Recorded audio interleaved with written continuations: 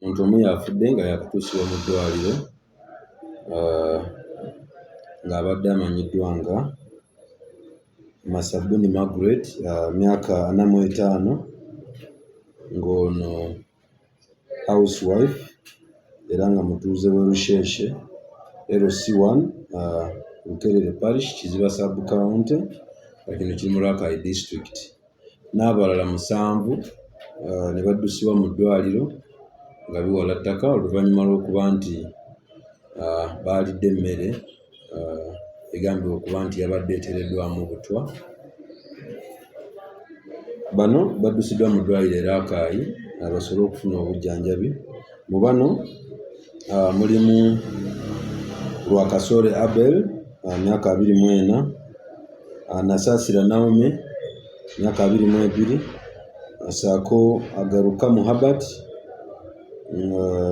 then awo kuyongera Kanshabe Tabisa, mwaka gumu, oteekeko Natukunda Peace, myaka 52, Nwagaba Shafik, ssaako ow'omusanvu ayitibwa Ainebyona Safani, myaka 12. Mu bano mwe muli n'abadde akolanga maid nga ye Natukunda Peace, myaka 52, ge basonzeemu olunwe nti ayinza okuba alina ky'amanyi ku kino ekyabaddewo. Ono nno atwaliddwa naye mu ddwaliro, naye kizuuliddwa nti talina bulabe bw'amaanyi bw'alina, era n'aggyibwayo n'akwatibwa n'abeera nga ateekebwa mu kaduukulu kaffe aka poliisi ng'okunyuza okugenda mu maaso. Kizzuuliddwa nti n'omwana we gwe yeezaalira naye talina buzibu, assaako naye yennyini ng'omuntu. Just kigamba abadde ateekawo embeera okusobola okujja mu mbeera eyo eyabadde eriwo. Kigambibwa bannannyini maka gano baagenze ku church ne babeera nga bagenda okusaba, ssaako n'omulaalo eyagenze kubanga aliisa ensolo. Bwe baakomyewo ku ssaawa nga 2 ez'ekiro ne babeera nga balya ekijjulo, nga mu kijjulo kino beegattiddwako ne neighbor ayayiseewoko ayitibwa Ainebyona Safani, n'abeera nga alya nabo ekyeggulo.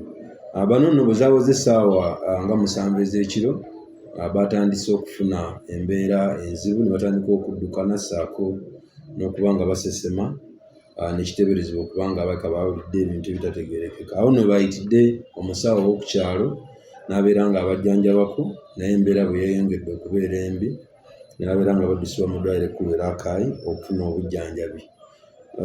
Tuli mu kukinoonyerezaako era tukoze statement ez'enjawulo, ssaako n'okuggyawo samples zisobole okuba nga zitwalibwa mu bakugu baffe okukakasa ekyo ekyogerwako ng'obutwa. Tuvumirira ebikolwa eby'abantu abeenoonyeza ebyabwe, bwe batyo abagenda mu maaso n'okuba nga bakola ebikolwa nga bino. Ebikolwa bibi nnyo kati byo biviiriddemu n'omuntu okufiira mu nsonga eno. Nannyini maka ye yawonye, teyasobodde kubanga alya ebintu bino kubanga yabadde alinako gy'alazeeko, kyekyaleese embeera y'okuba nti ye naye yandibadde abeera ku bantu nga bano. Kya nnaku naye tuli mu kukinoonyerezaako okumanya obutuufu bwakyo. Tuguddewo omusango